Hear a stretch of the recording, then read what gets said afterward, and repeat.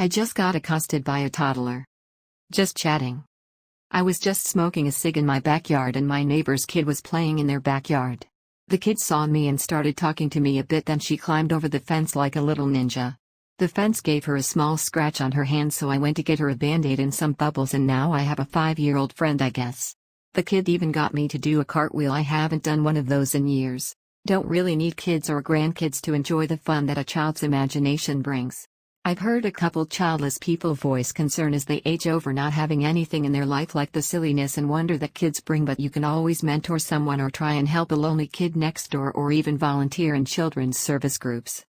I'm a mid-20s with no kids but have a niece I shower my attention on and get the best parts out of it. I can spoil her and get her love and adventures while trying my best to teach and guide her. It's without all the stresses and pains of being a parent. Volunteering with children is amazing too, because those kids really want and need your attention and kindness. I got so much out of becoming part of an org that helps abused and orphan kids. Sorry for the long text, but had to put it out there, too. I'm a shrink, and I encourage my patients to do so as well. A lot of our everyday unhappiness as adults stems from the fact that we can't admit to ourselves that we're just bigger, smarter children, so we deprive ourselves of the things we used to love to do because we don't want to be embarrassed or shamed for being silly. Fuck that, it's an idiotic way to live. The kid you were is still alive, and now you're the boss of what they do. There's no reason not to turn your bedroom into a blanket fort, or spend the entire day talking in an Arnold Schwarzenegger voice if you want to. If you miss roller skating, for instance, then get yourself some skates and go be happy. Nobody gets to tell you not to, you're in charge. You can be the kid you always have been, but with no bedtime except the one you choose. I promise you it'll make for a longer, happier life. I went to my BFF's house last Friday after a really crappy week. Mom brought the kid in from outside and you could see him about to cry because strangers were in his house. I distracted him by petting his dog, who could definitely be described as accosting me, and then it was like we were best buds.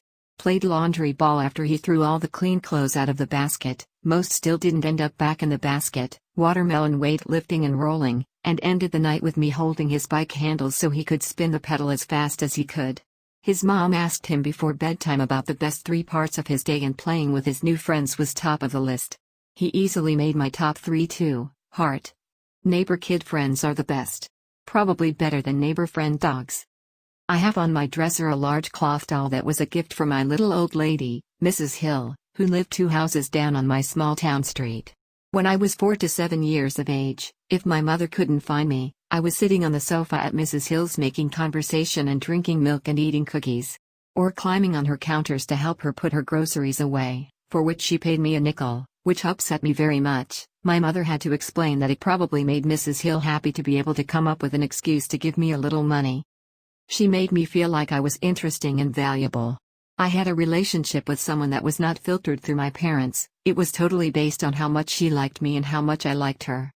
She gave me this doll as a gift to remember her. I was hesitant to take it, because it seemed extravagant, and I wasn't her friend for the gifts. Shortly after she gave it to me, her kids took her away to live with one of them, or in a nursing home. She was definitely frail and elderly.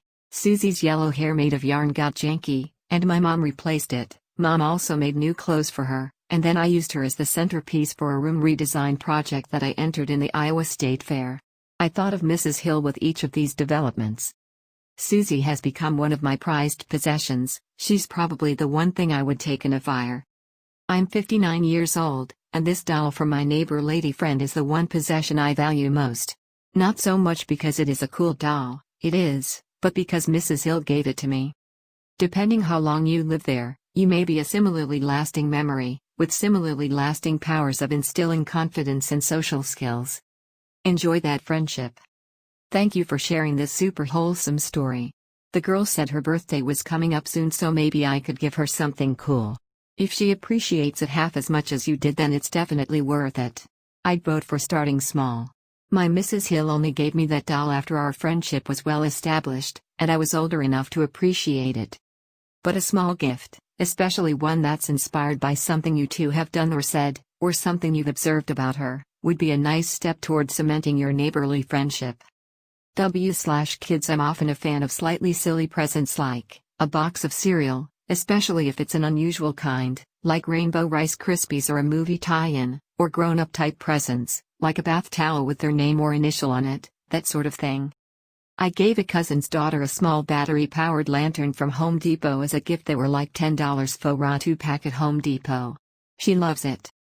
If she likes cartwheels, I bet she'd love a jump rope. If you're a man, though, be careful about coming off as a creep. Definitely try to talk to her parents at some point and get the okay to give her any gifts. They might get the wrong idea. It sucks that this is the world we live in. Remember spending a lot of time with my downstairs neighbor guy as a kid. He had 2 daughters around my age who he only got to see on the weekends. To me, it was a very father/daughter type relationship.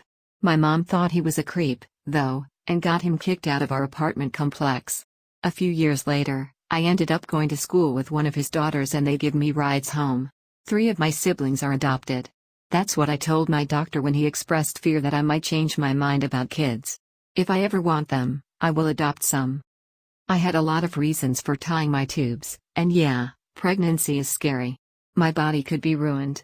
I had medical problems with genetic factors, which kept me out of work for years. How could I support kids? How could I forgive myself if I passed on an illness? What if I don't identify with my children and don't love them? What if they are as weird as I am and face a childhood of bullying and neglect that I am powerless to stop? I would never forgive myself if my child Ren grew up as miserable as I was in my childhood. I was emotionally neglected myself and I figured that the only way not to continue the cycle of uncertainty and despair is to end it. I can't figure out a way to extract the pain from the human condition, and I don't want to give birth to anyone who would go on to have to face fear, pain, anger, sadness, and death. I know there are good things in the human condition, happiness, love, comfort, peace. But I can't justify giving life to a being who didn't ask for it. Experiences like this are what made me want to work with kids. In high school we had a child development class and I was unaware it actually took place on a preschool we had near campus. I originally planned on sitting in the back of a classroom to be on my phone cause I thought I was a badass. Instead I was responsible for coordinating age-appropriate activities right off the bat. The kids loved that I was the short high school girl who made Play-Doh and paint for them. One little girl learned how to make little paper flowers and she made me a whole bunch. I was having such a rough time at home at the time too, and seeing their faces light up at every little thing always made me feel better. When the little girl who made me flowers turned 4, her mom dropped her off in a big princess dress because she'd asked to wear it for her birthday and she was so excited to show everyone her dress, and how her mom had painted her nails to match it. She went around and showed everyone and I nearly cried because she had turned 4. Like I felt like time had just gone too quick. It was also almost the end of the year and I was super sad I'd never see any of those kids again, but now that's just part of my job. I just hope they're all doing well and that the world is kind to them for as long as possible. So much for trying to be a badass in high school. Lol, preschool was way more fun. I think the biggest thing would be to go out and get experience. There's surprisingly a lot of entry-level jobs like teachers' aides or babysitter/nanny jobs. Right now I'm working as a behavior technician and that's considered entry level too, I think. Except in this job I'm working with kids who are on the spectrum. The age group I work with is from 2 years to 8 years. After I finished high school and finished working in the preschool there, I noticed the lead teacher and the aides had a hard time working with the kids who had special needs, like behavioral stuff. So I took the job I have currently to learn more about autism, behaviors and strategies used in dealing with those behaviors. There's a whole lot of jobs out there that aren't too hard to get. I've been at this job for 2 years while I finished my associate's degree in child and adolescent development. Now that I've finished that and gotten experience here, I'm going to look for something where I can combine both my childcare knowledge and experience in working with kids who work on things a little differently. I'm rambling, lol. But just get experience. Some jobs will actually pay for you to get different credentials or for you to go to school to get your BA. There's lots of paths to go down. And don't feel weird acting silly in front of your coworkers or supervisors. Playing the same way the children are playing is a great way to build rapport. Just keep everybody safe.